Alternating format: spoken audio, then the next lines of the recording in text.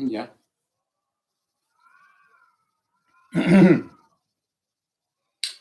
Yeah. So,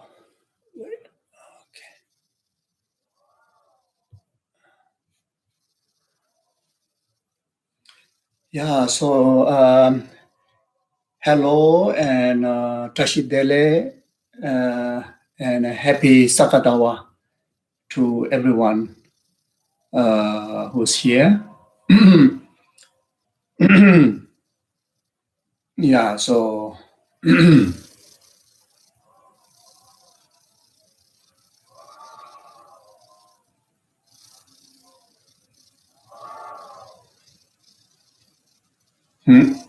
Yeah, we start with taking few moments to settle ourselves, both our body and mind, in the present moment. Physically, try to let the aggregates to feel the ground, sense of being in the present, and mentally try to redirect the focusing inwardly by withdrawing the busy thoughts or any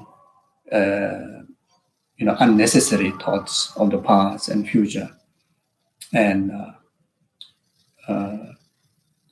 try to settle in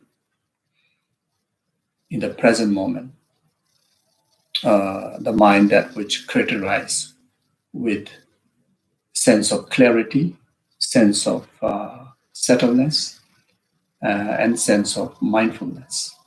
Okay, so we do that for a few moments.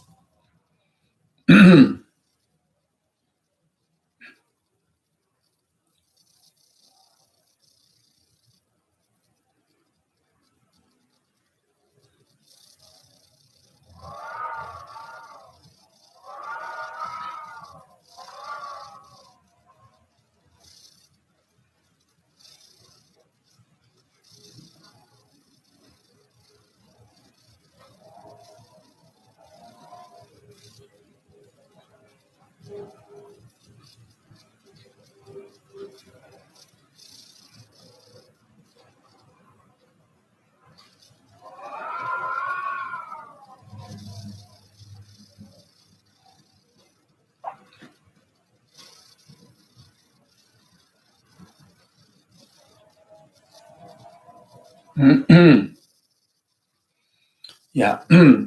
Now, take a few moments to reflect on the qualities of precious human rebirth. The rebirth that we possess now is a very meaningful rebirth, very precious rebirth. Those of you who are familiar with the Lamrim teaching in the subject of precious human rebirth, then you can have a glimpse of those reflection on the glimpse of those qualities. Those of you who are not familiar with the teaching, then just simply, regard and recognize and regard how fortunate of your life in this very moment. Not only just being alive, but utilizing the life in the most meaningful way by actualizing, greatest virtue, the Dharma, the artistic Dharma, through engaging in the learning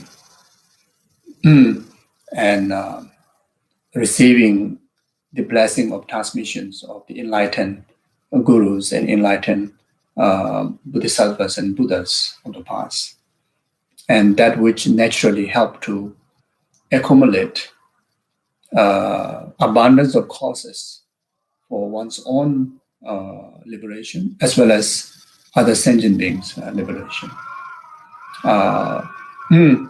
This itself help us to purify our aggregates, purify negative emotions, purify negative karmas, and also, one of the very meaningful way to repay the kindness of numberless mother sentient beings, starting from this life's mother and the family members and rest of the mother sentient beings.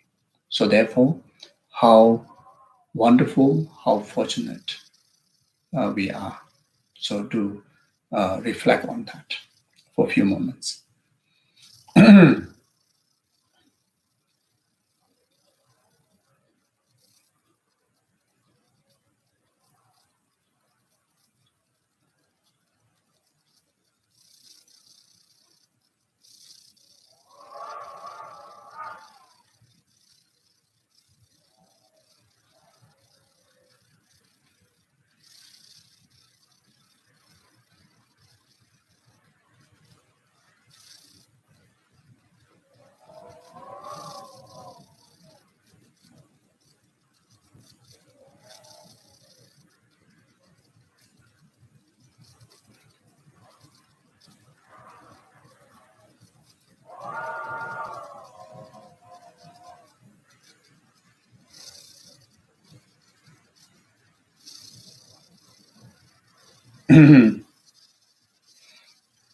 In particularly today and this month,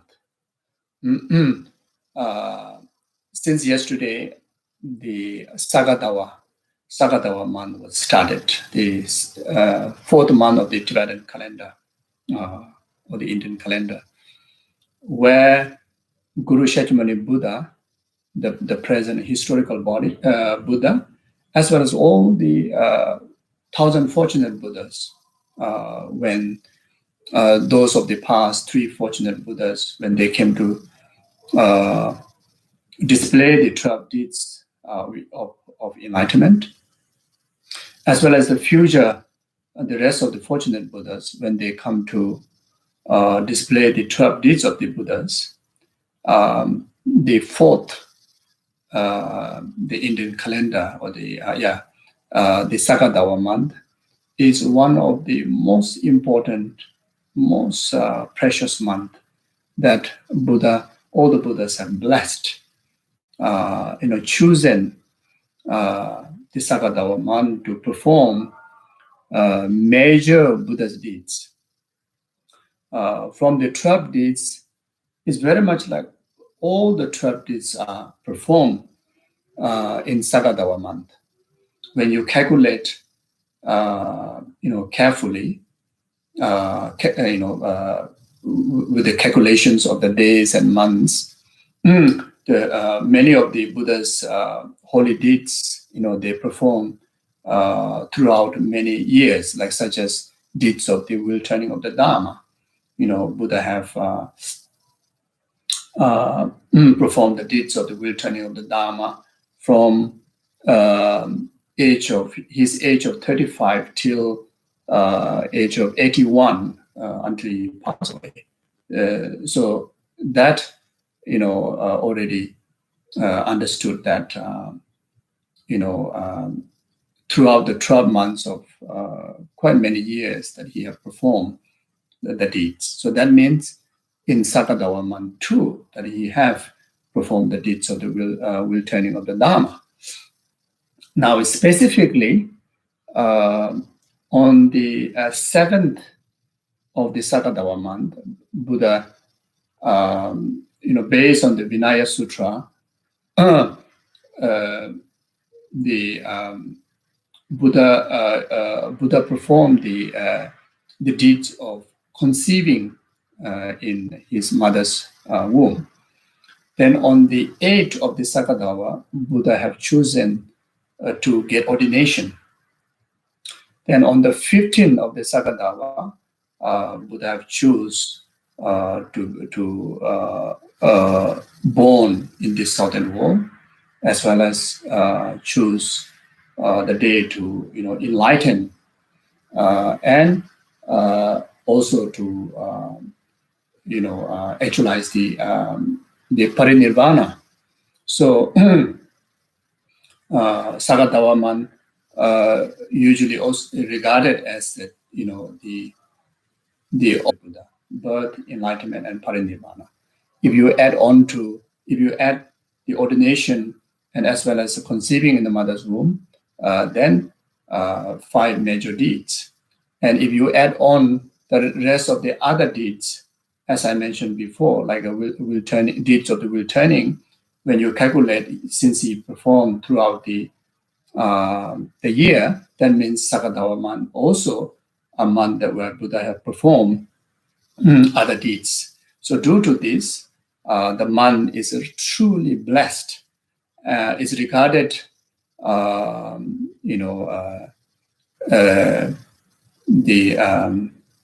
the merit multiplying of 100,000s. Here, the word using, bumgyur, in Tibetan we call bumgyur, multiplies hundreds and thousands, something like that, or hundred thousands, like that. Of course, in the sutra, you also mention of the merit will multiply 100 million times, but it's not just 100 million times. It can also multiply hundreds and hundreds of millions of times.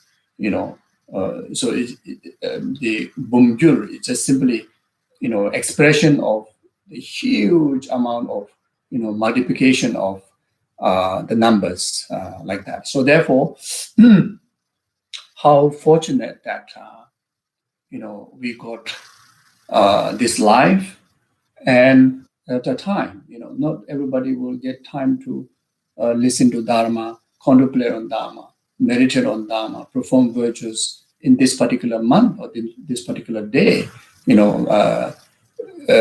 We may encounter many different sorts of, worldly matters or worldly distractions, and we may miss the opportunity, such a precious, blessed time to accumulate merit. So from that point of view, we are absolutely fortunate that, we are able to do virtuous activity on this very meaningful month. So from that point of view, you should reflect and regard and acknowledge, how fortunate I am.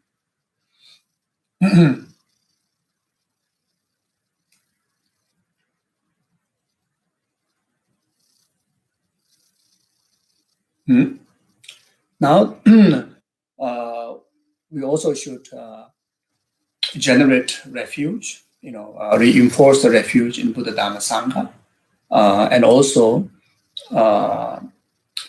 take refuge in all our lineage gurus, all the way up to Guru Chakyamuni Buddha, the lineage gurus, lineage masters of the profound Dharma, lineage masters of the extensive Dharma, lineage master of the Katamba teaching, the tradition. One should in them.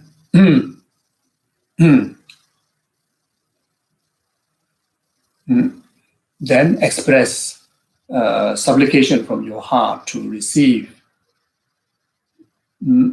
their blessings of realization in the Dharma, that what we're going to practice, what we're going to learn, to actualize realization within our mental continuum, just like that.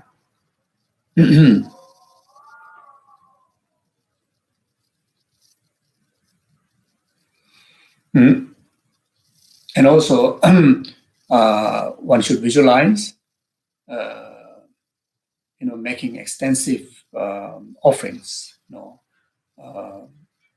actual offerings that whatever you have in your house, in the centers, and also the rest of the universe and rest of the beings, starting from yourself, your own body, speech, and mind, the rest of the numberless sentient beings, body, speech, and mind, everything transformed into wish fulfilling jewel or nectar, or in the form of service to Buddha, Dhamma, Sangha, and all these lineage gurus, in the form of mandala offering, in the practice of 7 limbs of practices.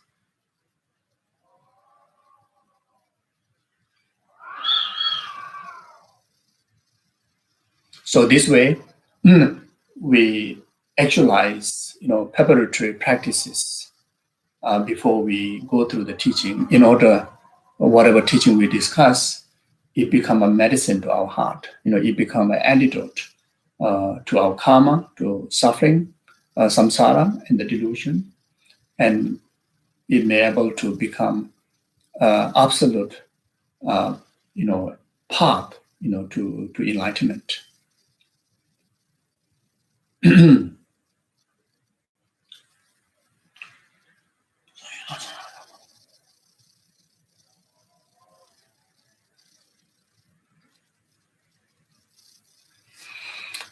Okay, so thank you.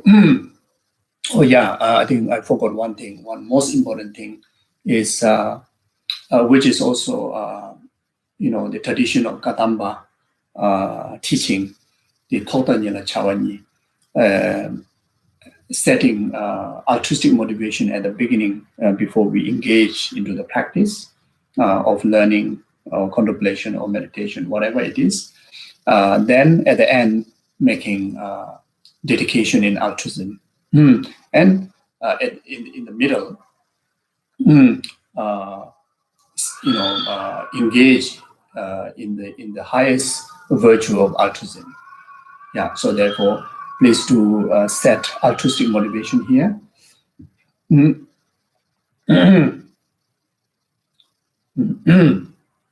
May entire existence of myself, may every actions of my body, speech, and mind, in particularly this very time, the act of going through the discourse of this Lojong teaching, be the complete cause for numberless sentient beings, temporary happiness up to the ultimate happiness of full enlightenment. So for that purpose, then we're going to go through the teaching.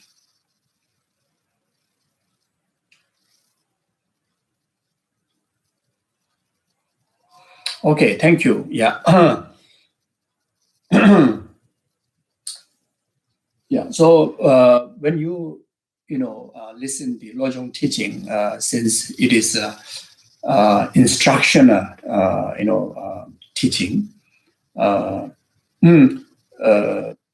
the attitude of learning or listening to Lojong teaching, we should listen, we should learn to affect the heart, not the brain, to affect the heart. Not to accumulate information in our memory, but is to directly, bring about transformation of your heart from all wrong and delusional habit to the positive virtues and altruistic, habits. So when we listen and learn Lojong teachings, we need to listen. The instruction is giving to yourself. Instruction is pointing directly to you. Not something like, this teaching may be talking about somebody else, or somebody pointing out somebody else's problem. Pointing out about somebody else to change for better. The way to listen is like stock taking, whenever we go through the teaching, then you're kind of stock taking your attitude and your behavior of body, speech, and mind, whether my intention, whether my speech, whether my physical actions, exist according with this teaching within my existence or not. Has this ever quality mentioned or practice mentioned in the Lojong teaching have exist within my being in the past or not? If such practice is not existent, then now you take this teaching as a guideline to adopt, those practices within one's body, speech, and mind.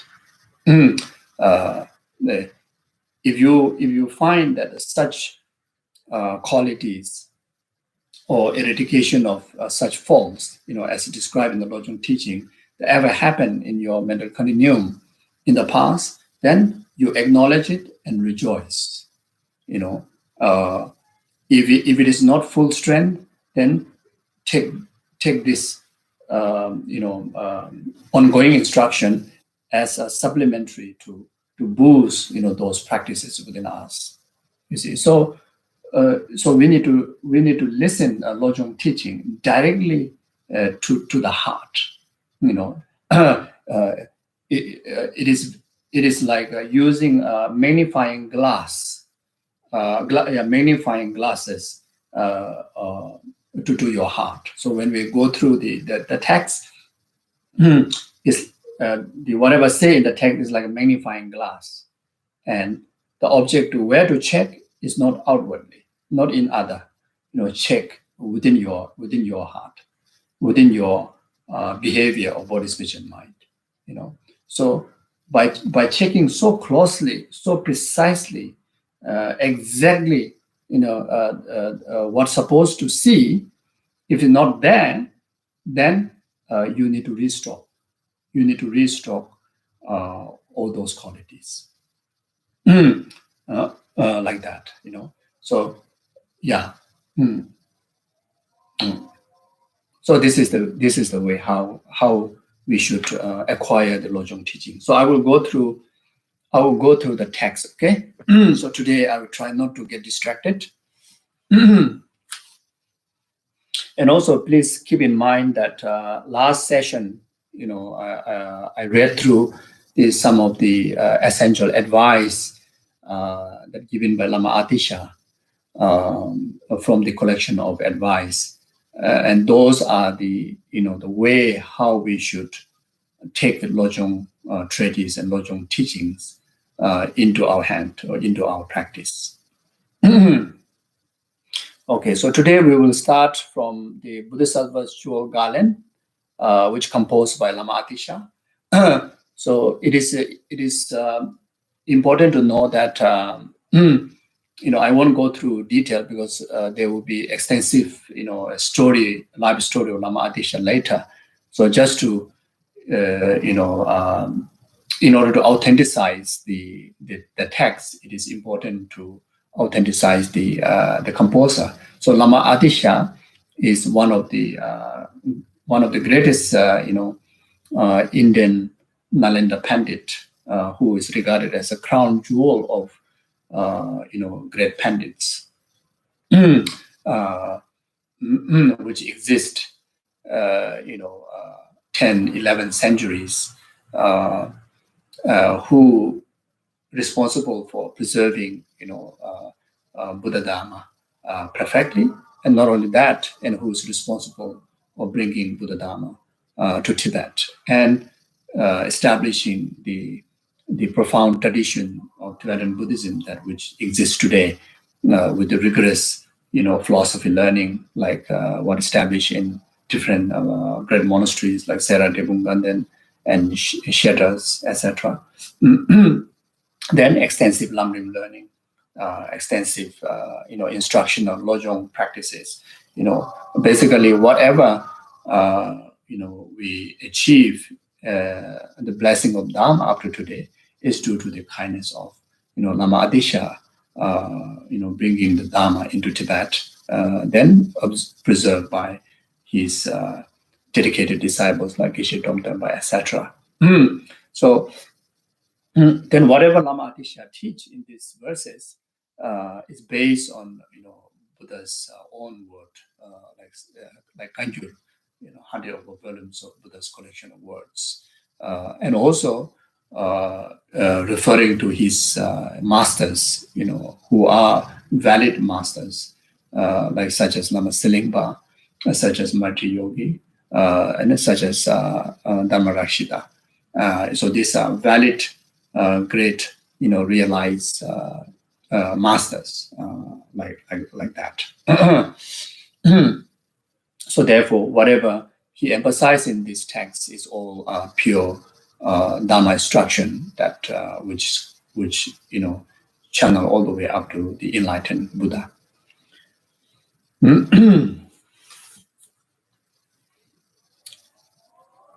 So the title of the text first, Bodhisattva's jewel garland. So Bodhisattva, someone who possess enlightened, someone who possess the altruistic mind, the bodhicitta, the fully matured, great compassionate heart called bodhicitta, the heart that which, or the mind, or the heart, or the attitude that which qualified with the true aspiration, the aspiration to actualize full enlightenment within oneself, that which is solely for the benefit of the numberless sentient beings, enlightenment.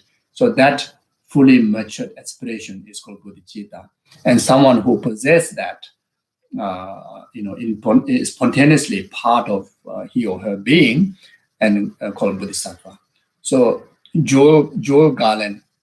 So the teaching that Lama Atisha are going to go through is very much, emphasis is on the Bodhisattva's, 10 deeds, and Bodhisattva's, 7 jewels of wealth, 7 Dharma jewels, or 7 virtuous jewels of wealth, and those are like an ornament, a jewel ornament. What makes Bodhisattva is great, what makes Bodhisattva is extraordinary, what makes, how special and how amazing the bodhicitta can be because of these qualities. Therefore, it's called as a jewel garland. So then after that, Sanskrit title, it says Bodhisattva Manewali. You can also read like Bodhisattva Manyawali. So it means Bodhisattva jewel garland. Then after that, the homage to great compassion. So why Lama Atisha make homage to great compassion?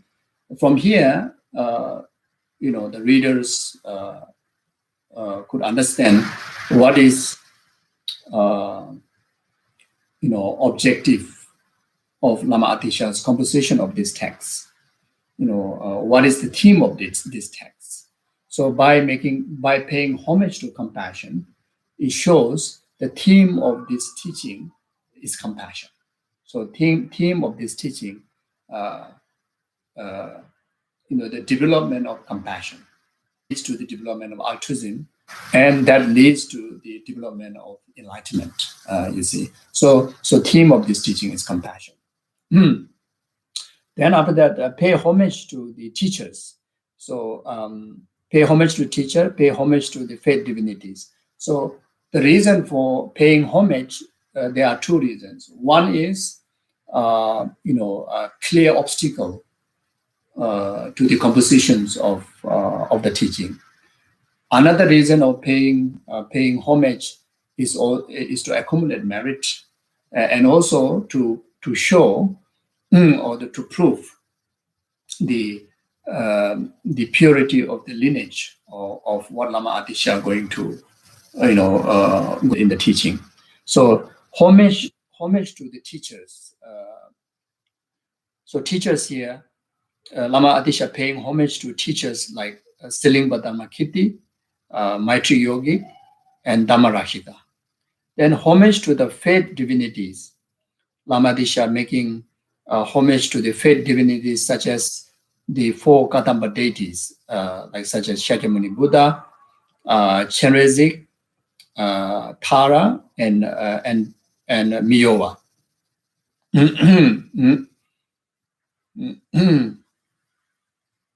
Yeah, so yeah, like that.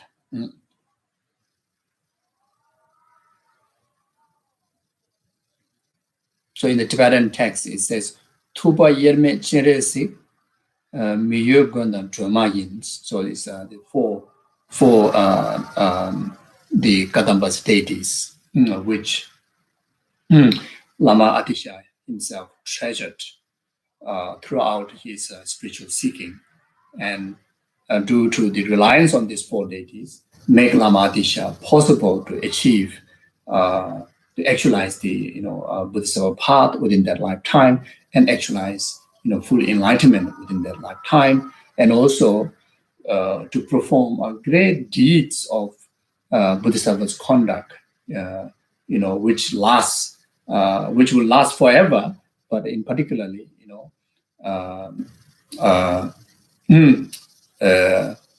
we can acknowledge that whatever the dharma that we have is due to the kindness of Lama Atisha, and he able to effectively deliver the most profound dharma, even in the time of five degenerated time, which is our time, which is so difficult to tame, people like us, but still, these Lojong teachings become so relevant and so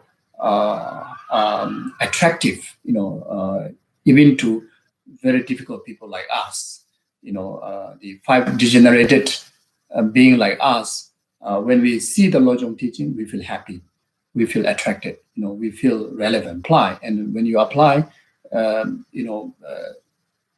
easy to see the effect, you see. And all these are such effectiveness is because of Lama Atisha, reliance on these four deities, and focusing on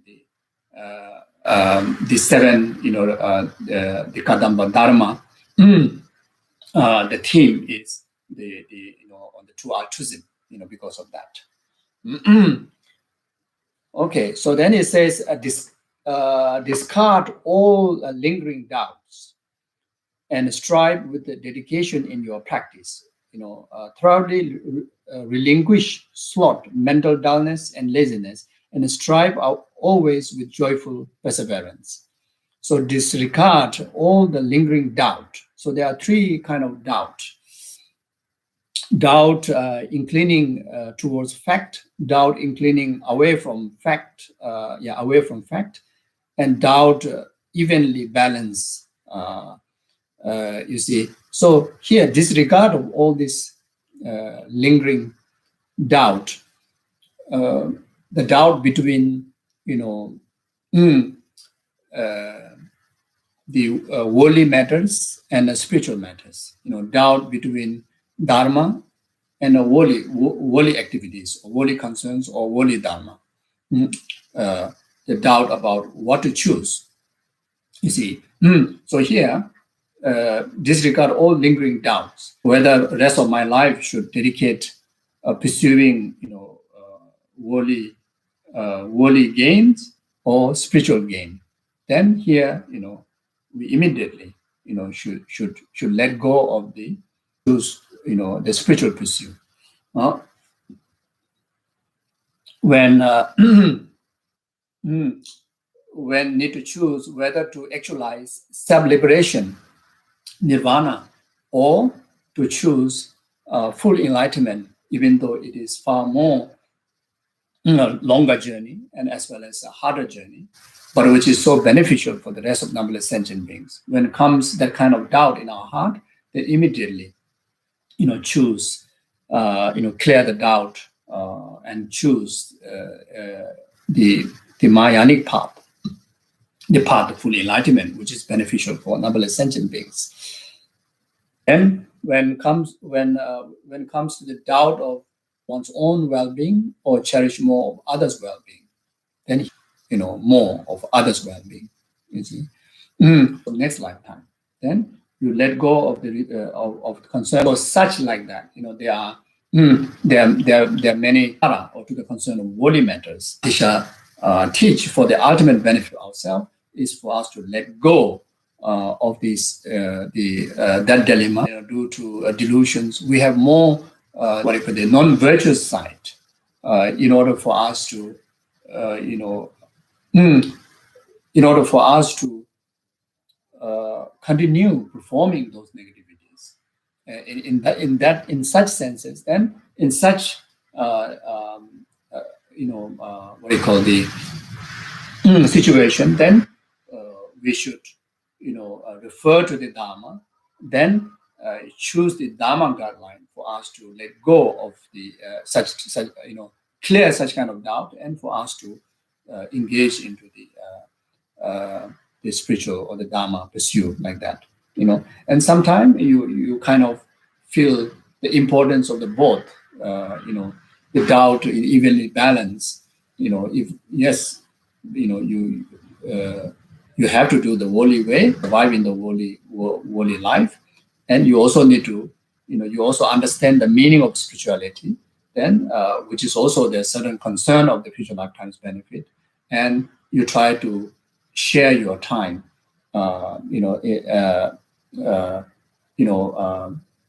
There's kind of like a undecisive, and you start to waste your time sharing, time, in sharing time to the both side. So in that kind of situation, then one should let go and let go of the samsaric concerns and pursue the spiritual practice like that. So, and strive with the dedication in your practice.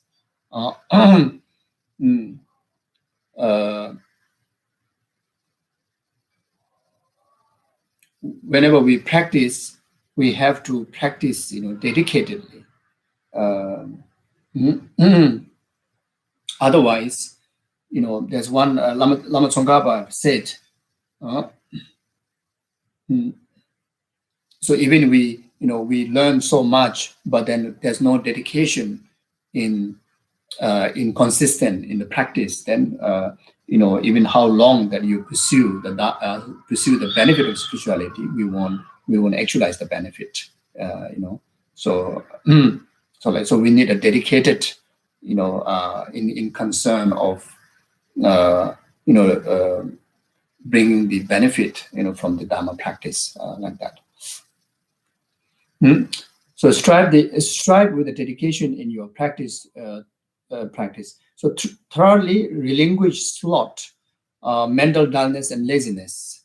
One of most important condition for us to genuinely, strive the Dharma diligently and consistently, and able to deliver the result, is important for us to actualize the renunciation to the overall samsara and its causes. We always should see the disadvantage and the faults of the samsara, the pervasive suffering, the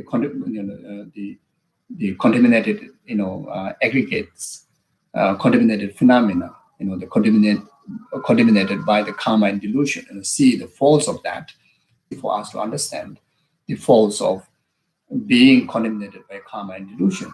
When it comes to when we think about our physical body, due to the contamination of karma and delusion, we have a lot of challenges. When it comes to the life, overall life, the suffering of birth, suffering of sickness, aging, death, all this is a limitation because of the aggregates are contaminated by karma and delusion, you see. So then this contamination is very much due to the wrongdoings and negative actions. So see the faults of the non-virtues of the body, speech, and mind, such as 10 non-virtuous actions. Then see the faults and renounce the root cause of negative karma, root cause of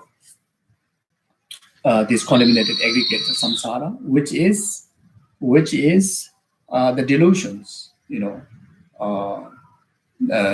There are hundreds and thousands. If we want to count uh, the detail of the delusion, there are numberless delusions. You see, but that if that concise, then 20 secondary delusions, six root delusions, and that also can be concise into three root poison, three root delusion: attachment, aversion, ignorant. So learn about the characteristic of these delusions, and see the negative impact of these delusions. Then by seeing the disadvantage of that, then you're able to renounce. So you're able to relinquish. Mm, mm, mm. Uh, uh, Such as also thoroughly so renounce the distractions, distractions of attachment, distraction of aversions, then mental dullness, anything to do with the laterally the emotions, such as the negative emotion that which arise in the face of ignorant. Not only that, in a very gross level, then the sensual distractions. Renounce the sensual distractions and renounce the dullness, such as not learning, not contemplating, not meditating, not performing virtue, but then spending a lot of time, sleeping, and spending a lot of time without cultivation of virtues. And not only that, then sense of giving up, the pursuit of learning, contemplation, and practices due to laziness. So like there are three types of laziness that one do not wish to engage in dharma activities. That itself is a laziness. Then laziness of feeling unworthy. How possible that I can able to practice compassion? Then you give up compassion. How possible that I can able to practice bodhicitta, which is not possible. Person like me, if we think like that, then that is the laziness. So Lama Adisha advised us to renounce that, renounce such laziness. Then also the laziness of a laziness of being busy in samsaric matters. Without the infusion of attitude of altruism, then just for the concern of this life, raising family, gathering wealth, gathering friends, etc., are all distraction. All distraction. Anything that we pursue with the inwardly concern, all are distraction. And when our mind is distracted to the concern of inwardly, pursuit of inwardly's needs or inwardly's concern, and these are regarded as a laziness. You see, so they're regarded as a laziness. So Lama Adisha, advise or teach us to, relinquish, all this type of laziness, and strive always with joyful perseverance. In order to have the joyful perseverance, we need, where the joyful perseverance comes from, joyful effort comes from, is by understanding the benefit of the pursuit. So here, what we are encouraged to pursue is encouraged to pursue full enlightenment, which is for the benefit of numberless sentient beings. It encourages us to pursue something beneficial for numberless sentient beings' well-being. Us to pursue, to work for the well-being of others. Us to pursue altruistic wisdom and altruistic attitude. us to pursue all the higher virtues like unconditional love, great compassion, etc. So, in order to do that, so first we know what to pursue. Then, secondly, we know the characteristic of these qualities. Then, the benefit of these qualities. The benefit of these qualities is, to actualize liberation from all the faults, liberation from all the miseries. Liberation. The benefit is we will, if we pursue these goals, we will gradually actualize all the qualities, beneficial qualities, which are beneficial for the happiness of self and happiness of others. You see, so therefore, yeah. So it's to know the advantage and the benefit of the enlightenment, benefit of the altruism. Then that will cause us to gain joyous perseverance like that. So, verse 2, with mindfulness, vigilance, and conscientiousness, constantly guard the gateway of your senses again and again, 3 times, both day and night. Examine the flow of your thoughts. So, with mindfulness and vigilant introspection, and always, always,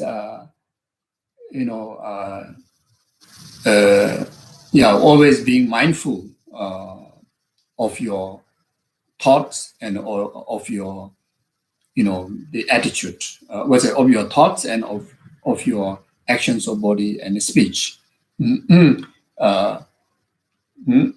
First, know what are the virtues, what are the dharma. So here is the altruism, the bodhicitta and emptiness. Learn the characteristic of what is bodhicitta, what is emptiness. Then place a focusful mind, place mindfulness towards the object of the practice. Then apply the vigilant, introspection, not to lose that focus, not to, vigilant to,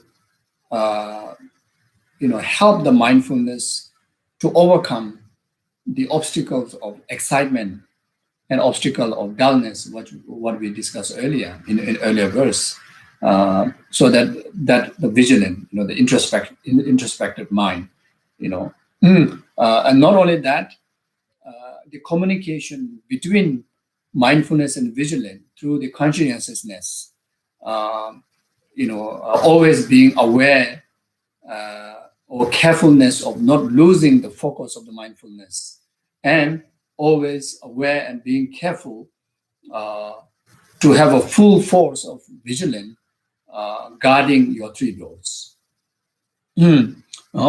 So constantly guard the gateway of your senses. So guard our senses. Our senses, our 5 senses or 6 senses are the where we relate to the object. When the senses relate to the object, there create the action. So if the senses relate negatively, or the senses are influenced by delusions, then when the senses relate to the object, accumulate negative karma, accumulate faults, non-dharma, you see. So therefore, our senses has to,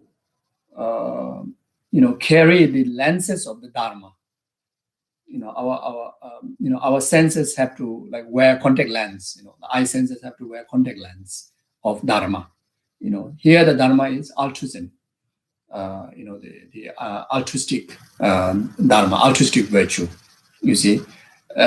So how to actualize the lenses of altruism through the outer senses is through the motivation. When we generate the motivation in our heart, in our 6 senses, our mental senses, the bodhicitta motivation before we open our eye to look at something, then that eye senses where the lenses of altruism. Then the engagement of the eye senses to the object of eye perceive become virtue, become dharma, become altruism.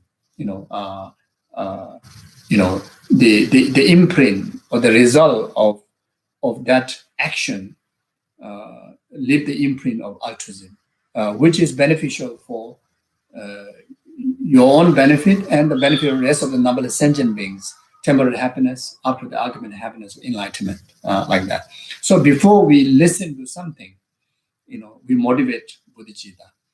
Before we touch something, before we feel something, you motivate bodhicitta.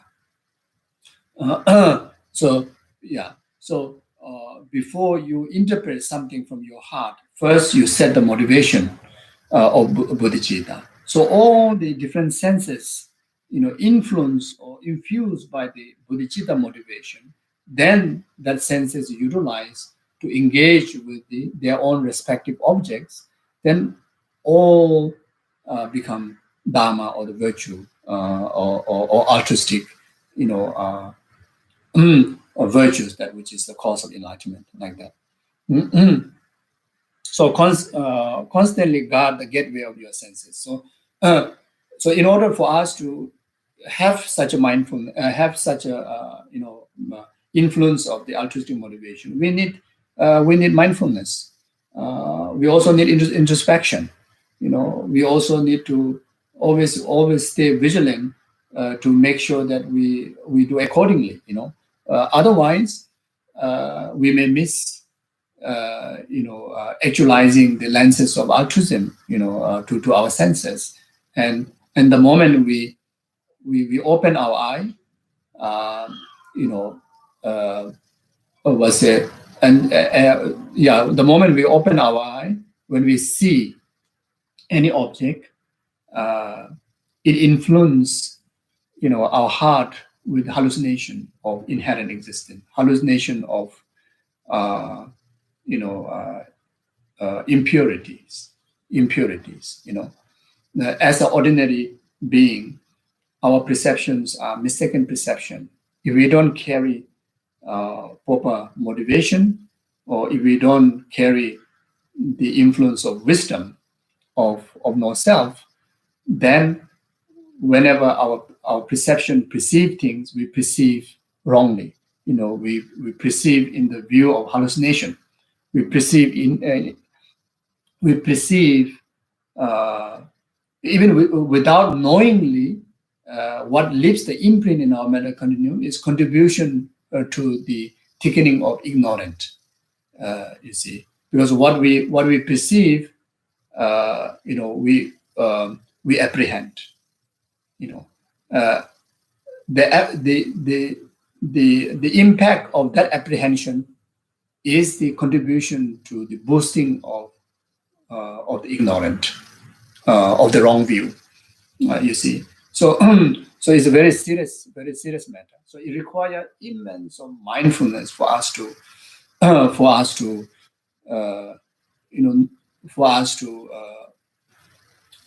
not to accumulate, the conditions to thicken our ignorance, also like that. You see, when we see something, after perceiving, you apprehend the action and generate attachment, that accumulate, that boosts the attachment grasping, and that also thickening of the ignorant. When we see something unpleasant and arise aversion, result of that, then that thicken the aversion, anger, and that thicken the ignorance. You see, so therefore, setting motivation, because motivation has the power to influence the senses, the act of the senses. You see, so that way, when we see things, not only able to what do you call the enjoy the ordinary benefit of seeing beautiful things, but it also accumulate the imprint to lessen the ignorant, or lessen the delusions, you see, such as attachment, aversion, and ignorance, you see, so like that. Again and again, 3 times, both day and night. So this is just giving example, how seriously that we should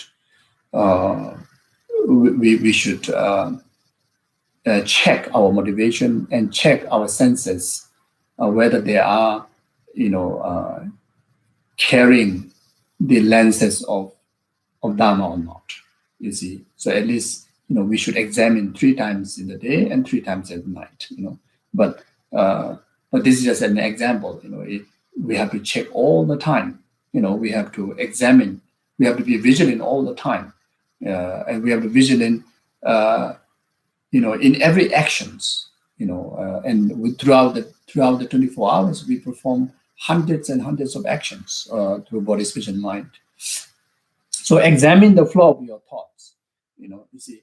So at least 3 times a day, 3 times a night. One should examine our motivation. Minimum. Minimum, like that. Like what it says in the Geshe Langri Thangpa's adverses.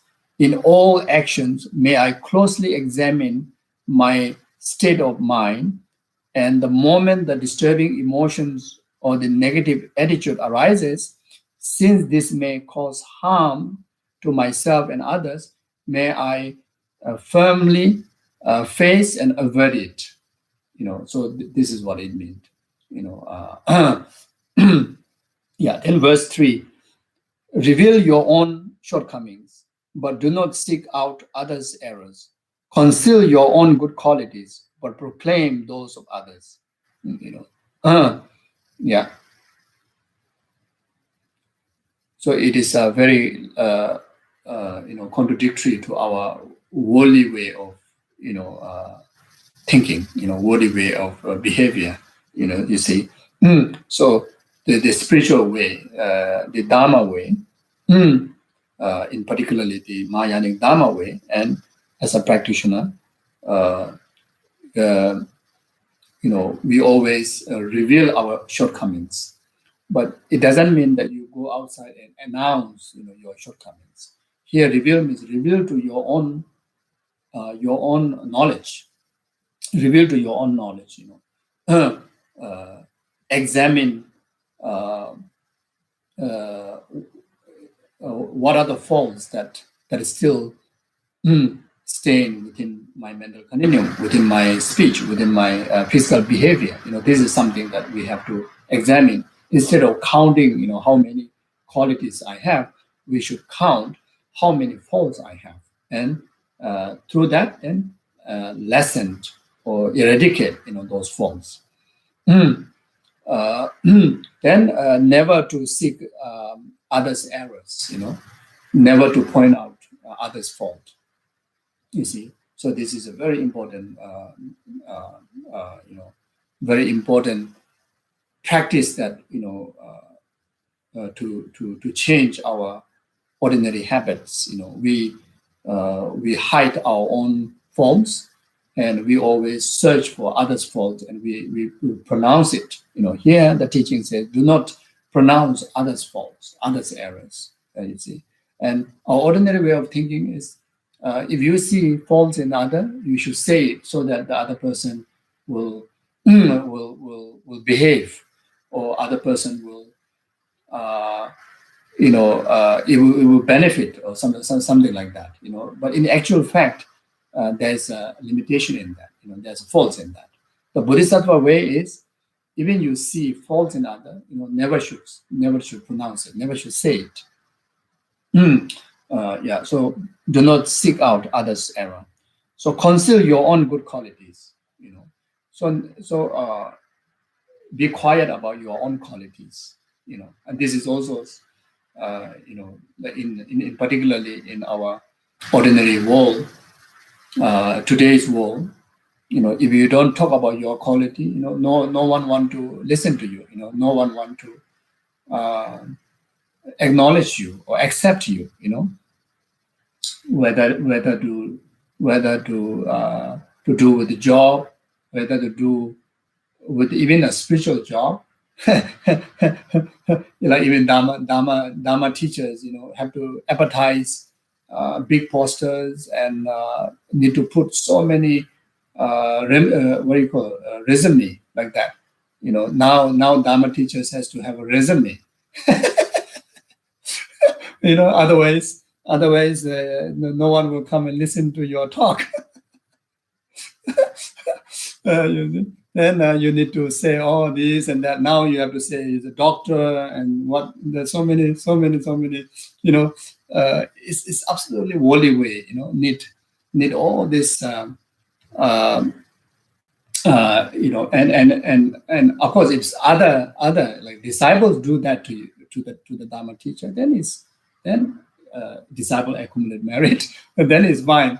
But it come to a point that teacher themselves, promote themselves, have to advertise, in order to in order other to listen to Dharma. So this is actually against the Dharma way, against the even how good motivation you may have when it comes to quality, in particularly spiritual quality, then should conceal, because it will cause degenerate, especially it comes to commitments, tantric commitments, samayas, precepts, have to conduct and have to conduct as secret as low profile as possible, and never to claim like that, but then proclaim those of others. Okay, so now you can talk about others' quality. So I think especially the Tibetan culture, the Tibetans are, how to say, almost most of the time, all the time, always there's a Dharma kind of either Dharma teaching environments or abundance of Dharma communities like monasteries, for ages like that. So and also every home is like a little temple. You got a massive altar. Then throughout the day, there's throughout the day, throughout the week, throughout the year, there's so many Dharma programs, even in your own family homes. Then everywhere emphasize about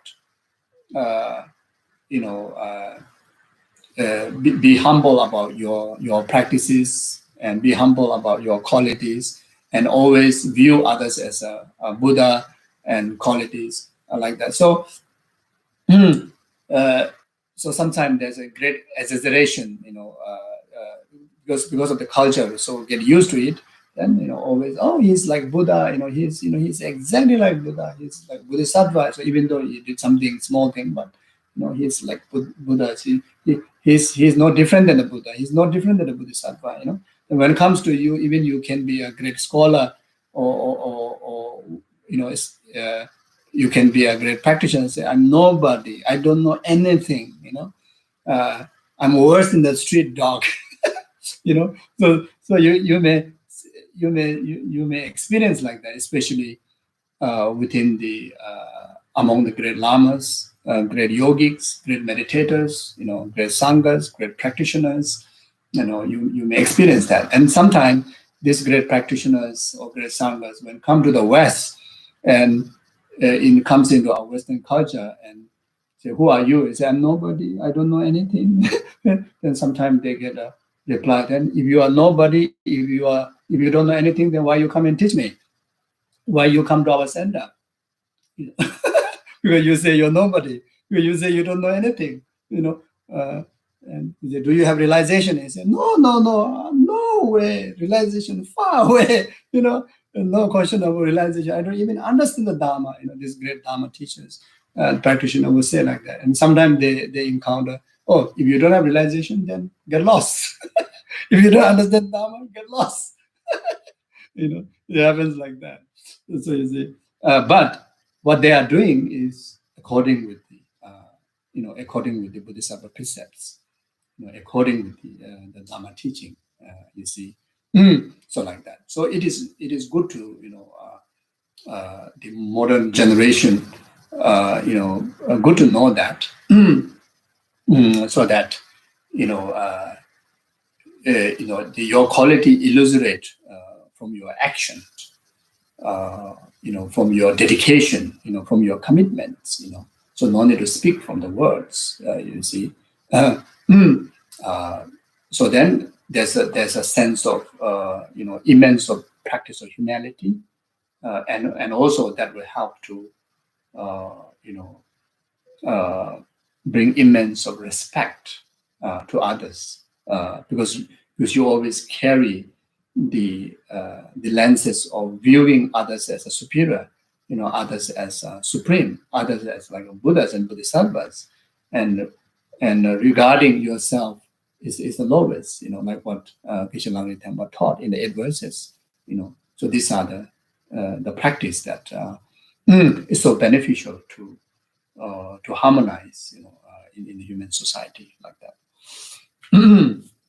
So then the verse 4, forsake wealth and ministrations, at all time relinquish gain and fame, have modest desire to easily satisfy, and reciprocate kindness. So, abandon the grasping, the desire to the material wealth.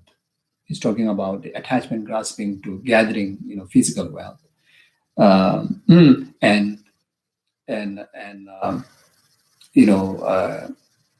the comfort. You see, to fulfill the desirous urge, then you gathering comforts. So advice to for us to practice to renounce that. At all time relinquish gain and fame, and not only that, and also the gain and fame.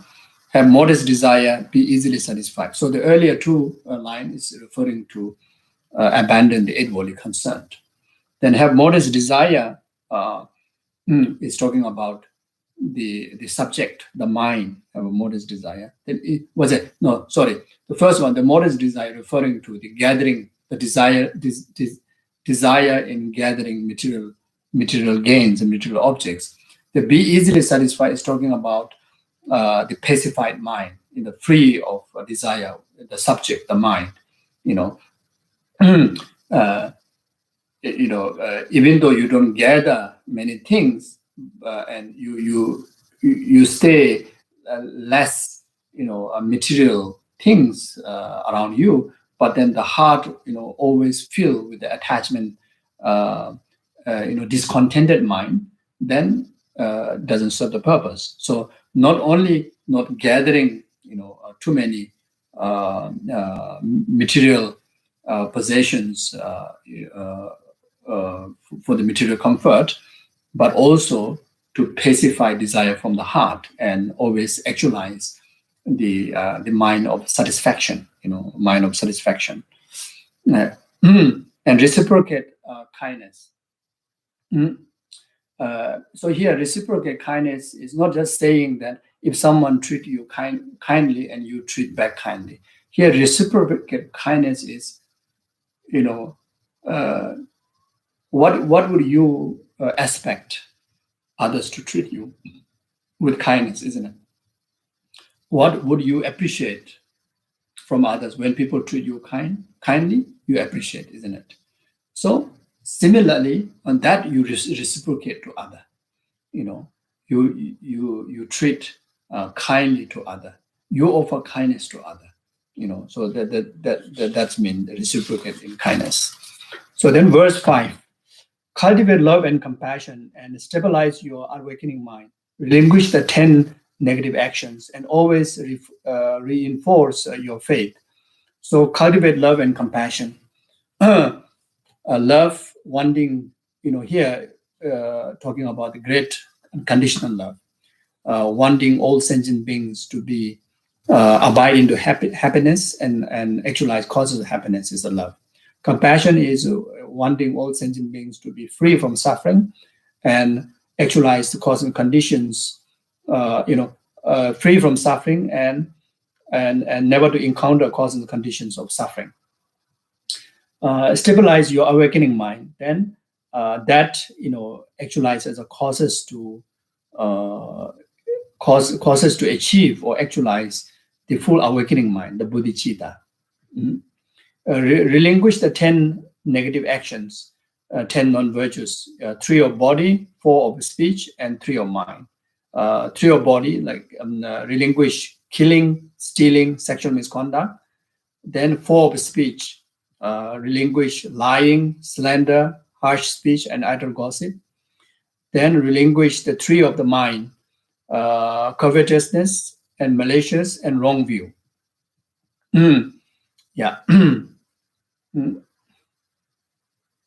So as a Buddhist practice, then when it comes to killing, not just a human, but even the tiniest insects, as long as a living creature, then to abandon, causing life of them.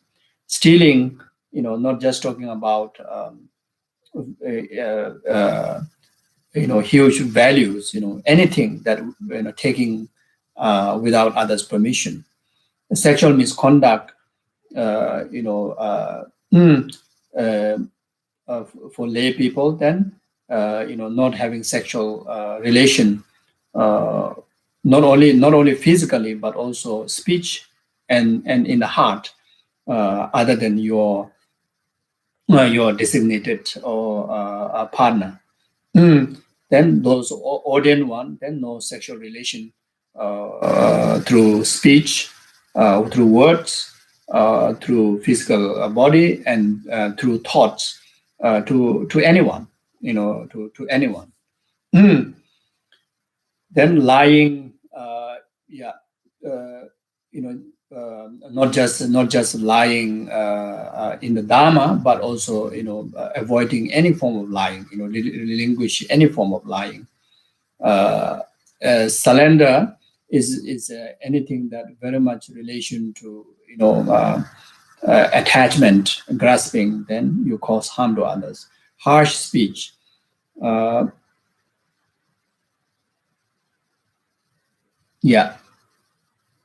Then idle gossip, harsh speech. Anything is harmful, hurts others' feeling, then idle gossip. Idle gossip here is anything none other than the Dharma. In particularly here, none other than altruistic Dharma. Then best is none other than altruistic Dharma. But then at least not indulging in senseless speech or non-dharma speech. Even if we need to talk, we need to communicate. Even the worldly matters, we carry the altruistic motivation, so that that ordinary worldly conversation, due to the influence of the altruistic motivation, can able to become free from utter gossip. Then covetousness, then malicious.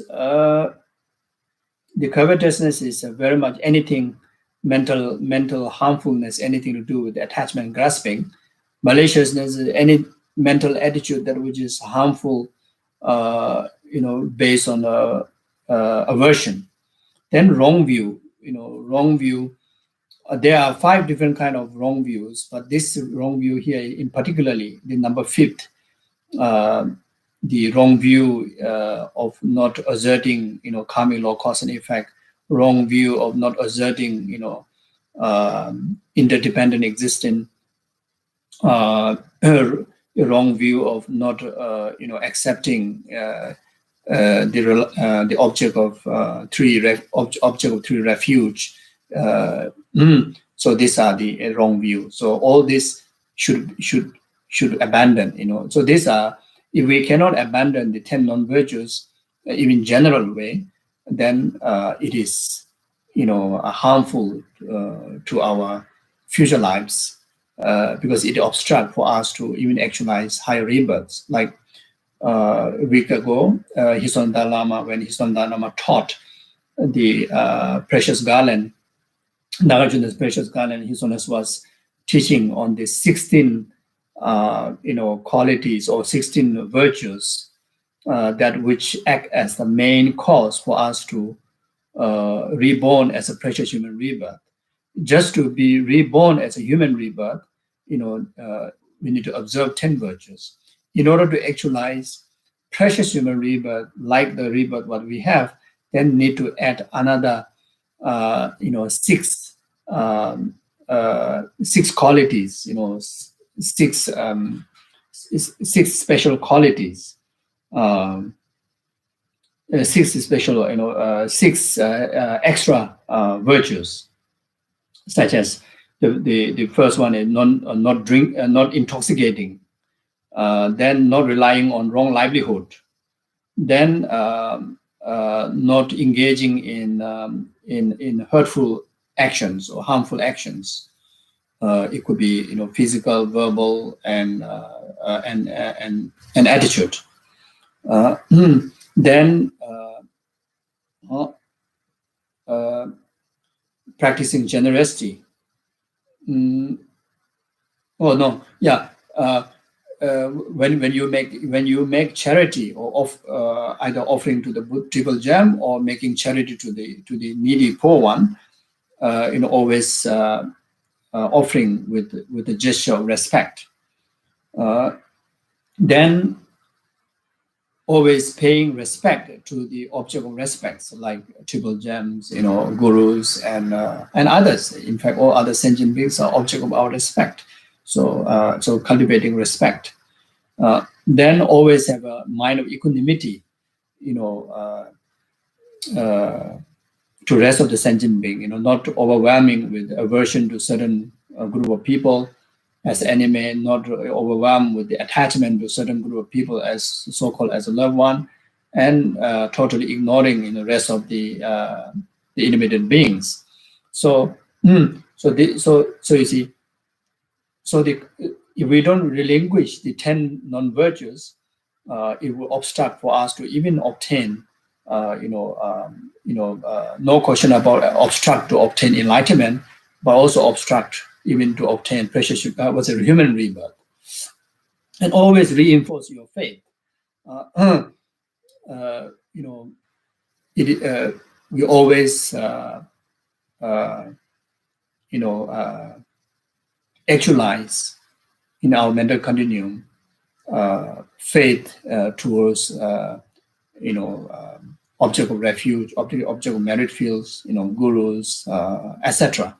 Like someone who already inspiring to practice Mahayanic dharmas, like such as a Lojong practice, definitely, practicing refuge, and Guru Yoga practices, and we continue to, generate the faith and develop the faith, which is one of very important causes to progress in the spiritual gain or spiritual realizations.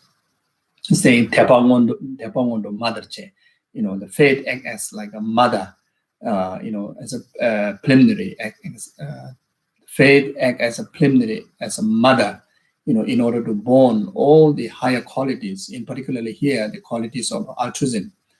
Then verse 6, destroy anger and conceit, and be endowed with the humility, relinquish wrong livelihood, and be sustained by the ethical livelihood. So destroy anger, anger. So you ask yourself, each one of us ask ourselves, do I really understand what really anger is? We need to know the characteristic of anger. Stirred aversion, attitude. That is anger. So anger is a gross one and a very subtle one. Is a state of mind being impatient. Is anger. So then, when we look into the Shantideva's Buddhist Avacharya, the chapter 6, then you will see, detailed characteristic of anger, faults of anger, and anger is regarded one of the worst negative emotion, one of the most destructive negative emotion. The Buddhist way of life teaches one moment of anger has the power to destroy, eons of accumulation of merit, in one moment like that. You see, so so as to destroy, as to eliminate the anger. First, you see, so we have to know how to eliminate it. First recognize the definition of anger. Then after that, recognize the faults of anger. Then recognize the antidote to the anger. Then engage in eliminating it by application of antidote, like practicing patience. When you practice patience, then anger is start to get affected. The more we practice patience, lesser the anger it becomes, lesser the impatient it becomes. So this is how we should destroy the anger. Yes, of course, we all know, and anger is something to destroy, but how to destroy? So we have to destroy by applying the right antidotes. And of course, when you meditate on emptiness, selflessness, of course, it acts as an antidote too, but the specific antidote is the patient. Then the another thing that which obstruct us to develop in the higher qualities like altruism is the ego pride. It's like a bold mountain, where no way can conceive, the rain, the drops. So someone who is full of ego, then no way we can able to achieve higher knowledge of altruism. No way to achieve paths and enlightenment. You see, so even in our ordinary day-to-day life, someone with so much ego is someone who can be most hated one. You see, someone who is most ugly. Someone who always get angry and who always carry the ego pride. Nobody want to be around them. Immediately it would destroy our peace. You see, and not only that, the person themselves, they suffer so much. Someone who arises anger is like holding a burning charcoal in your hand and wanting to throw to someone so-called as an enemy or the problem. But the first person who get hurt is yourself. You see, so like that, and be endowed with humility. So humility is one of the highest quality that from ordinary person to the spiritual practitioners. The humility is one of the highest quality or basis where we can able to achieve all the transcendental qualities. You see, the humbleness, genuinely humbleness. So the genuine humbleness is the mind that which sees others' qualities, the mind that which do not see faults in others. That attitude is humanity. You see, whenever you meet, whenever you are among with others, not just human, but even like cats, dogs, pets, bugs, immediately seeing quality in them and offering sense of respect because of that is a humanity. It's a humanity, but not seeing any quality in the other, and your head just keep bowing down, that doesn't really qualify to be humanity. That could be just a culture, like in Japan, everybody will do like that, like that. Yeah, not only in Japan, even in Tibetan custom, do like this, do like this. Maybe in heart, maybe you're thinking this is a knife to, this. So humanity is you see the preciousness in other. So how you see preciousness in other? When you see quality in other. So in a Mahayanic Dharma, then the other sentient beings are, the most precious, more precious than the wish fulfilling jewel. Like what taught in 8 verses. We need to treasure them, as like guru, as like wish fulfilling jewel, and cherish them, hold them dearly, you see. So why? Because others, starting from cats, dogs, bugs, rest of the humanity, others are the reason what makes oneself to achieve enlightenment. Others are the reason that one will have the capability to develop, these precious qualities of loving kindness, compassion, and altruism. You see, so like that. Like Buddha have said that if you respect me, you should respect equally to the rest of the sentient being. You see, and another thing that that as a Buddhist, from very beginning, that we should have this understanding that every single sentient being possesses Buddha nature. Their innate nature is Buddha nature. Their innate nature is not delusion, not negative karma, not anger, not faults. Their innate nature is pure. Their innate nature has the full potential of bodhisattva, full potential of altruism, full potential of Buddha. You see, so whatever limitation that they have is just like the shell only, just the mass only, So beyond that mass, beyond that shell, is the Buddha. You see, so we have to develop that,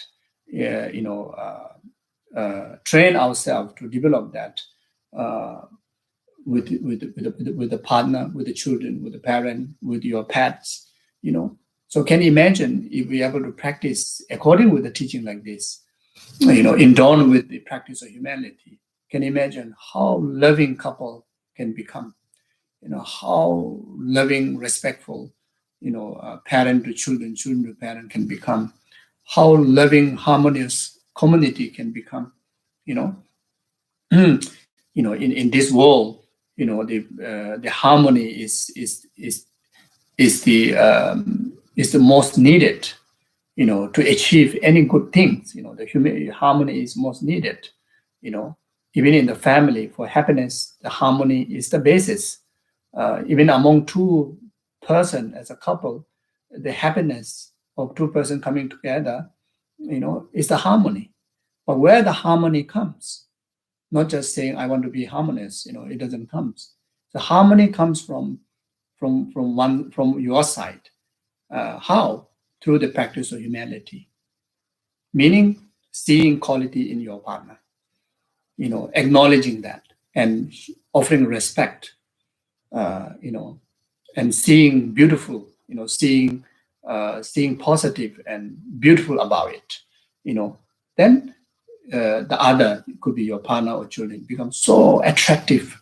When it comes, when you have the wisdom of humility, and you see others in that lenses, then there's a limitless qualities that person possess, that partner possess. The quality up to Buddhahood, from the potential all the way up to the qualities of Buddha that you can able to see in that person. Like the Buddha, when Buddha purified all the negative emotions, Buddha practiced what he have taught, like for Lama Atisha, what he have taught us to cultivate like him, practice of humility. For him, you don't see any false people out there. You see, for Buddha, sees everyone as like Buddha, like that. You see, for us, we see so many limitations are there because of the limitation of your own mind. So relinquish wrong livelihood. So wrong livelihood in the Vinaya, there's a 5 wrong livelihood stated. The first one is flattery, livelihood that you gather by flattery, livelihood that you gather by hinting, and livelihood that you gather by seeking for favor, and livelihood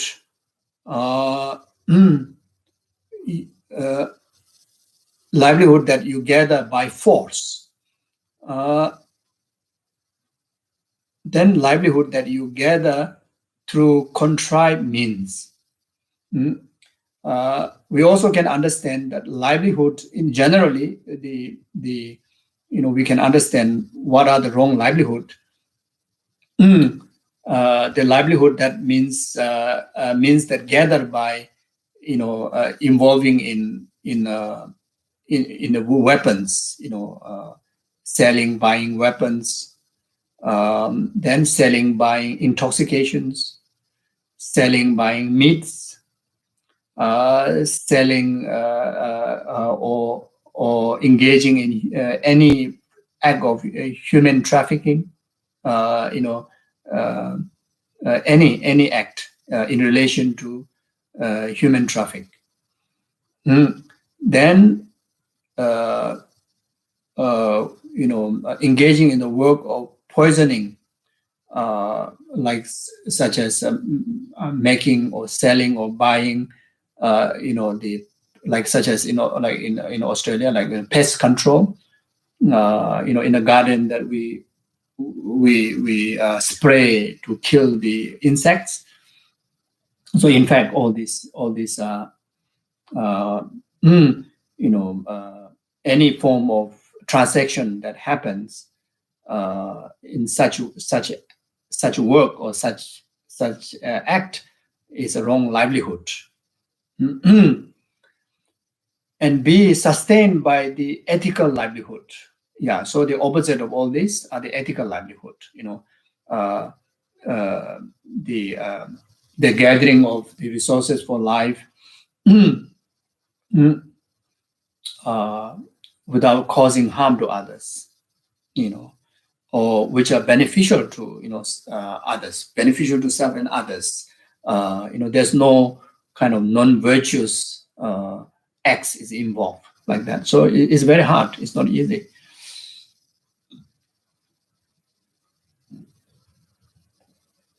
Then verse 7, forsake material possession.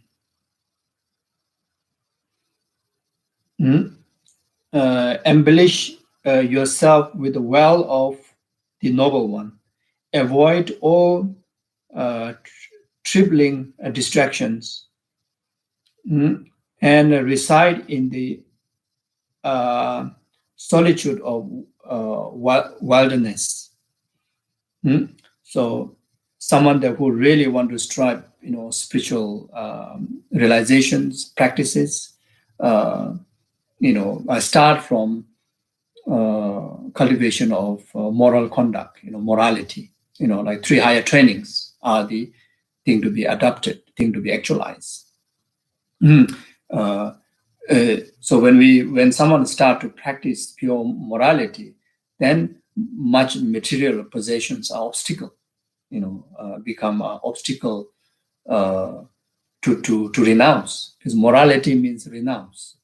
The mind of renounce. Any virtuous conduct that you perform by renouncing, attachment to this life's very concern are the morality.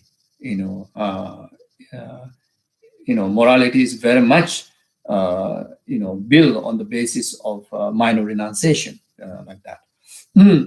So we all know how importance of morality. Since that is the case, then we have to really renounce start to renounce, start to make as simple as possible in the material possessions. Hmm? Hmm.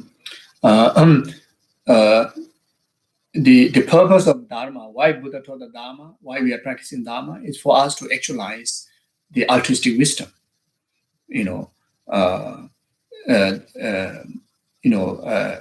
That's the only way that we're able to achieve the highest state of liberation, the full enlightenment.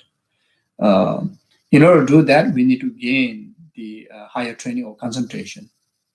In order to gain the higher training of concentration, we need to develop we need to actualize the foundation of that, which is morality.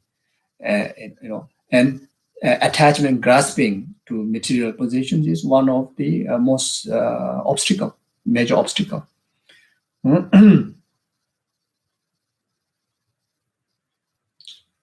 So then, adorn with yourself with the well of the noble one. So those are the seven wealth. The wealth of faith, well of moral discipline, well of learning Dharma or hearing, pursuing Dharma. Well of practicing generosity. Then the well of sense of shame or sense of recognition to the wrong deeds, non-virtuous deeds of the past. Then well of conscience, which is the mind that the inner sense of what is right or wrong in one's conduct or the motive, is very much the wisdom of discriminative towards making a right decision of the conduct of the present and future of our body, speech, and mind. The conscience. So this then. The number seven wealth is the wisdom, wisdom of selfless, and wisdom of selfless in the phenomena. Wisdom of selfless in the person and wisdom of selfless in the phenomena or the emptiness. Not only that, since this is the so this is the Arya beings, the seven wealth. When we talk about the Mahayanic, Bodhisattva, Arya Bodhisattva's wealth and wisdom here also involve the wisdom of, free from self-cherishing attitude, not just free from self-grasping attitude, but also self-cherishing attitude, like that. So faith, moral discipline, hearing or learning Dharma, generosity, and a sense of shame, and sense of conscience, and the wisdom. So these are the seven wealth that we should accumulate. We should actualize. We should adopt. We should develop like that. So we have to check, whether we have all these seven wealth or not. Seven wealth of the noble one or not. Or even we have, but how strong we have. How pure we have. How sustainable we have. So we have to check. As I mentioned before, use the magnifying glass. So these are like a magnifying glass to our heart. Check, how strong faith we have in Triple Gem, in the faith, in the altruism. How many moral discipline that we practice. Even though we may take many commitments, precepts, but how well we practice, we have to examine. Yeah, we are hearing Dharma. Yeah, we are learning Dharma, but is the learning Dharma become true? It's a genuine Dharma, or just for entertainment, just to overcome stress, or just to get away from disturbances from worldly matters? Is the hearing Dharma is the hearing Dharma really leading to a genuine sense of contemplation or not? That genuine sense of contemplation have ever lead to a object of meditation or not? If that lead to object of meditation, have that meditation been successful or not? Meaning, have you gained any realization whatever Dharma that we learned for the past 20, 30, 40, 50 years, is there any realization? We have to check.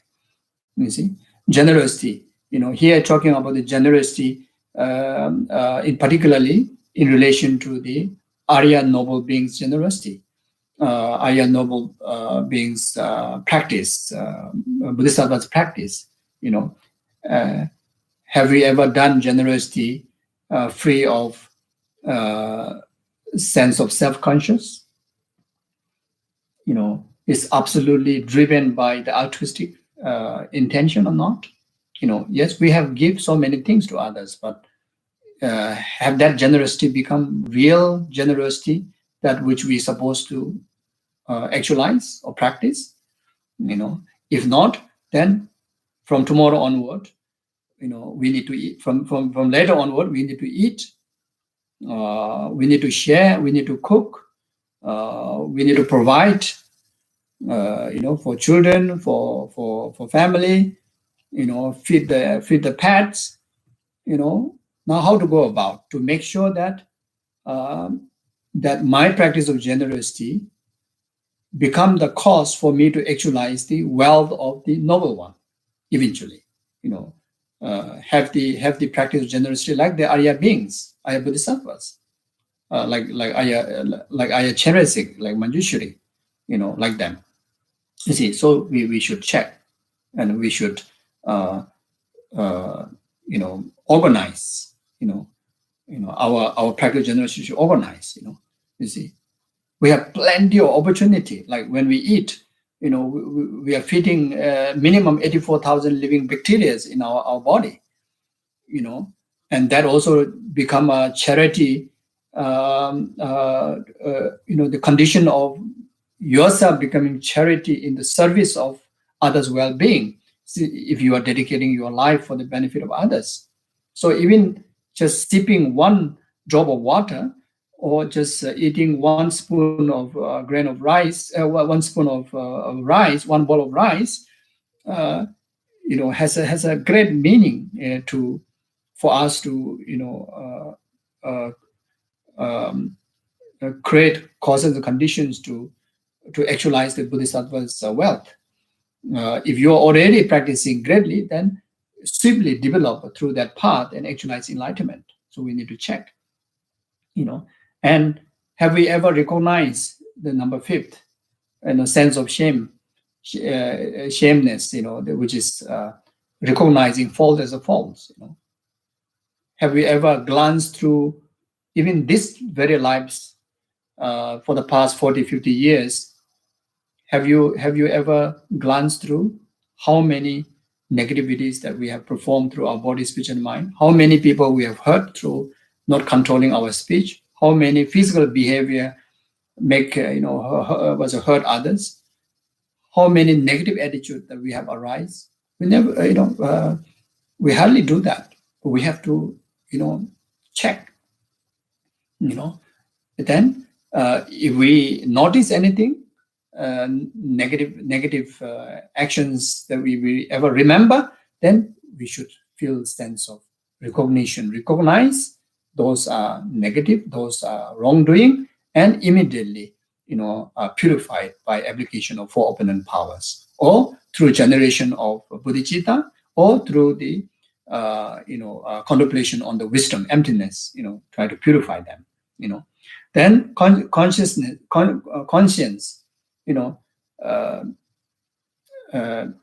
We are so spontaneous when we want to say something, when we want to think something, act something, so spontaneous. If we make it so spontaneous, our body, speech, and mind is very much influenced by the past negative influence. From beginningless lifetime, we were very much influenced by negativities. So our spontaneous, our what you call our instincts are mostly is a negative. You see. So therefore, we need the mind of conscience. Giving a one moment to check what I'm going to say is beneficial or not, beneficial for the well-being of sentient being or not. Then if it's beneficial, say it. The physical action and mental attitude. If I think like that, this will hurt others, this will accumulate negative karma, or this will benefit others. This will accumulate merit. Then you decide to perform. You decide to think, and you decide to speak like that. Then wisdom, one of the most important essential, dharma study, and also dharma contemplation, and also meditation, which is the option, which is the emptiness. So we also need to check how much I meditate. How many times that I use selflessness as object of my meditation, emptiness as object of my meditation. If I did meditate, then did I gain any effect? Am I less grasping? Did I become lesser grasping to the samsara? And it is concerned or not? We have to check. You see, so if we are intact with all these 7 practices, then we are quite nurtured with the well of the noble one. Avoid all shifting distractions. So when we compare to the Dharma practice, then all the worldly activities are meaningless, unimportant. You see, but then again, being realistic, we need to survive. We need to raise family and need to do jobs, etc. Need to live among worldly people.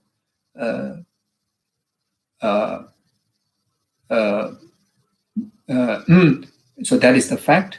But then we have a choice to make that fact as an absolute altruistic practice, as mentioned before, just simply, through the motivation, altruistic motivation, like what the Shantideva, what these bodhisattvas, always carry the altruistic motivation to entire, actions, entire rest of your life doings. So entire rest of your life, entire action become, spiritual practice or cause of liberation, cause of enlightenment, like that. So then reside in the solitude of wildness. So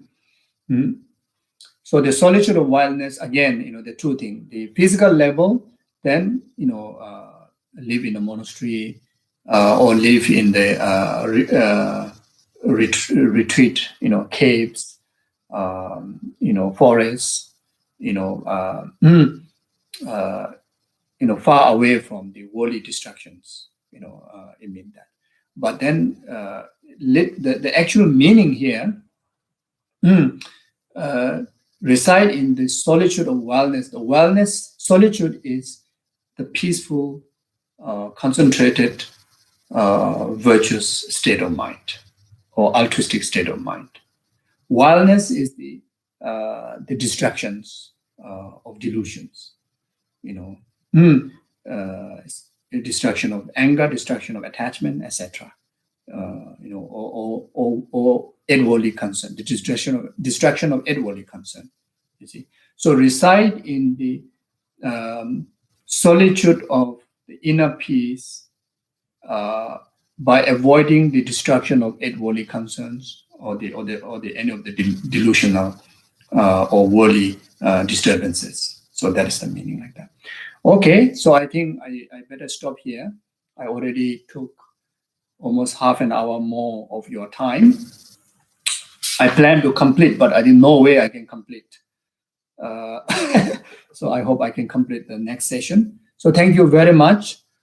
So as I mentioned before, the importance of motivation, then the in between the action, and at the end the dedication. So now here we come together to dedicate the collective merit from this session, as well as the individual's merit of the past, present, and future, and also the merit accumulated by all the past, present, future Buddhas, holy beings, kind peoples.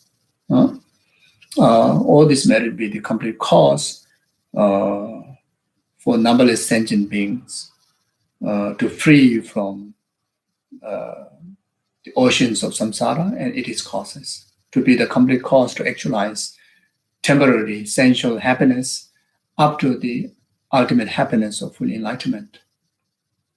May this collective merit be the complete cause for all the beneficial beings, like His Holiness Dalai Lama, Jebsen Lama Subrahmachari, and all your spiritual gurus, and all the people that you know that their life is so beneficial for the well-being of sentient being. Then there are many others who are dedicating their life to help the well-being of sentient being. May all these people have a long life, good health, and fulfill all their aspirations immediately. This collective merit also dedicate this pandemic crisis around the world, which caused so much suffering to the humanity, losing jobs, losing family,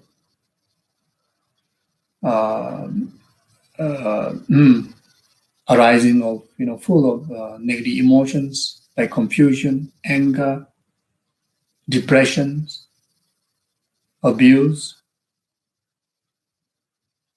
so much suffering. May this collective merit be the cause to overcome that.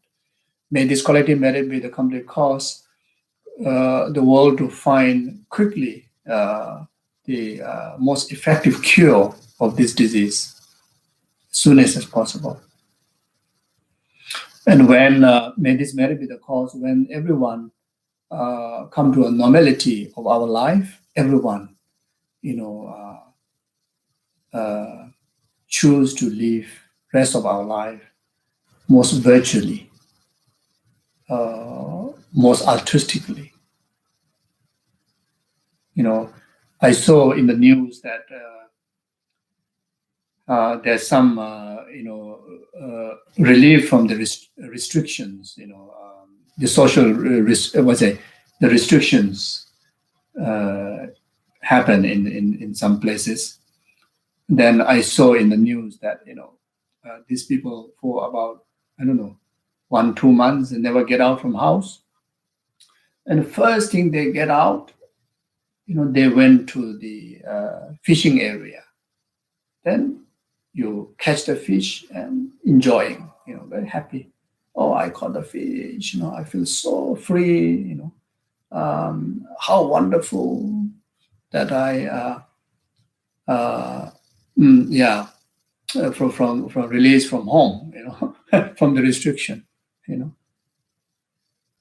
So this is unbelievable.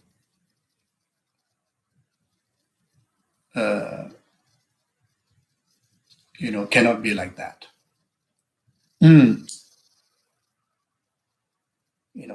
When we go back to normality, that everyone,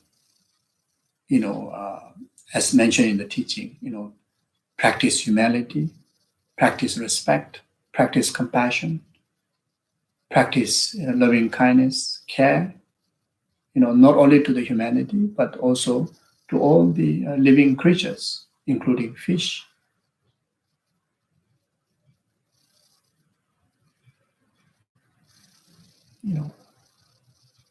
May this collective merit be the cause everyone to pursue the absolute meaning of life, which is the cultivation of virtue, and eventually to develop altruism and liberation from all the negative karma and delusions. May this collective merit be the cause for each and every one of us have the courage, have the merit, have the determination to make a decision from this very moment onward, rest of our lives, to be the only in the service and the cause of numberless sentient beings' happiness. May this quality merit be the cause for each and every one of us to be able to practice just what Lama Atisha taught in his teaching, what we have here. Where may we be able to practice just like that.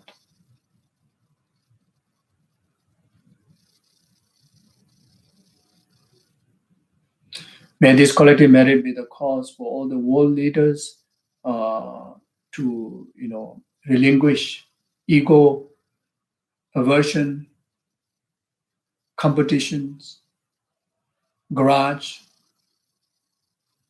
and able to practice loving kindness, compassion, humility, respect, peace, happiness. Also, there are so much natural disasters that are going on, like just really Bangladesh, in India, and some other part of the world.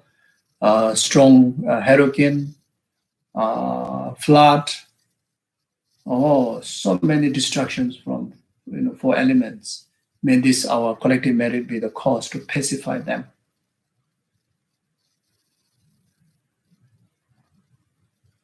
In short, every single moment of each and every one of us, never to be separated from the heart of concerning the well-being, heart of concerning and contributing, at least through cultivation of virtues, dedication of prayers, to each and every single numberless sentient beings, each and every single to whom that you felt that they have hurt you, each and every single sentient being to whom that you felt that you never met them before, you never know them before. And of course, the people whom you know, people in particularly whom they request you to pray for them, think about their well-being, of course. But even for others, may my attitude never be separated from that. As long as we should dedicate this merit to be the cause, that all the time have a mindfulness of, doing something for the benefit of the rest of the numberless sentient beings. Like all the past great Bodhisattvas, like Bodhisattva Shantideva, like Lama Atisha, like them.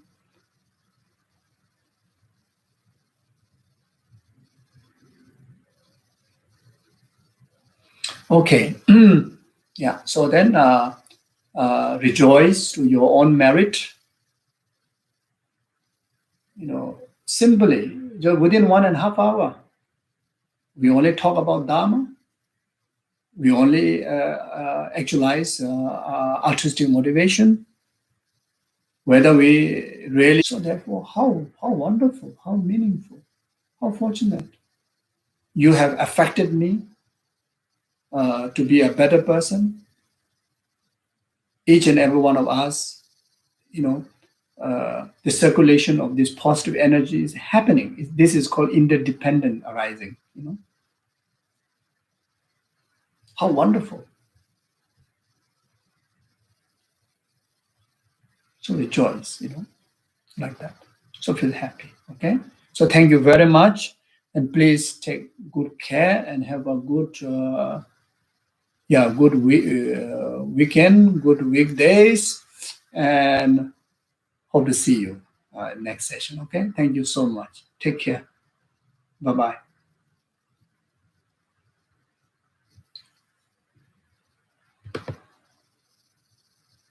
Mm-hmm.